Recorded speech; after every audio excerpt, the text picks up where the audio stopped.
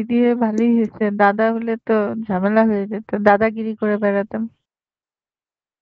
এই দিদি, আপনার ভাই কত নাম্বার? মানে দেখেন, মনে করেন এই আমি আরেকদিন মনে হয় বলছিলেন, অনেক ফ্যামিলিতে দেখা গেছে যে ছেলে হয় না বা মেয়ে হয় না, ও তারপরে কি মেয়েদের আরেকটা নামটা জিনিস হয়তো ছেলেদের নাম কুসমিটা দিয়ে জিজ্ঞাসা করতে কি যে ভাই তুমি পিসার বা কালো ম্যাজিক কি করে নষ্ট করো মন্ত্র দিয়ে? আমাকে দূর আমার গুরু আমার বান বানাই দিয়েছে না।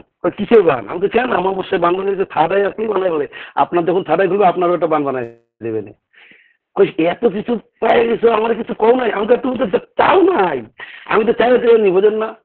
কয় কি আমি আজকা ধরুম, আমি তো আগে ওই বই ধরলে হবে না, আগে ওইটা তটক তটক করে তারপরে এই যে ওই থার্ড আপনি আই জিজ্ঞেস আকামটা করতে কি হবে। এই করছেন? এমনি প্রশ্ন করলে কোনো লাভ হবে না।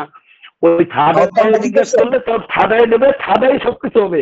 কই এরম তাহলে এই ব্যাপারটা পুরোপুরি কে আমাদের ভালো করে গাইড করবে? তুমি করো। আমাকে না না সুদীপ্তদা করবো। এবার সুদীপ্তদার গাড়ি চাপাইছি সব। না না, আকামটা কি করছেন? মজা করছেন ঠিক আছে, এখন দেখা গেছে বিবারের রীতিমতো আমার এটা লাগবে সেটা লাগবে এসব বলে বিরক্ত করবে সবাই, বুঝেন না? উনি আবার সরুজিৎ দাদাকে বলবে, এই যে বিবাহকে আরো বিচলিত করবে, এইগুলি কথাগুলি এগুলো রিভিল করতে না সব জায়গায়, একটু জায়গা না বুঝে না বলতে। না না আমি কিন্তু কইছি থার্ড আইডিয়া চাইতে হবে, এমনি চাইলে কিছুই হবে না।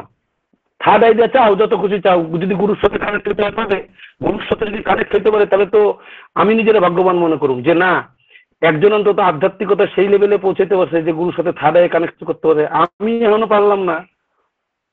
আপনি আমার প্ল্যান বুঝবেন না, কইছেন আপনি ওই ছোটখাটো দাবারু, আমি বড় দাবারু, নিজের দাবারু মনে করি, বুঝলেন?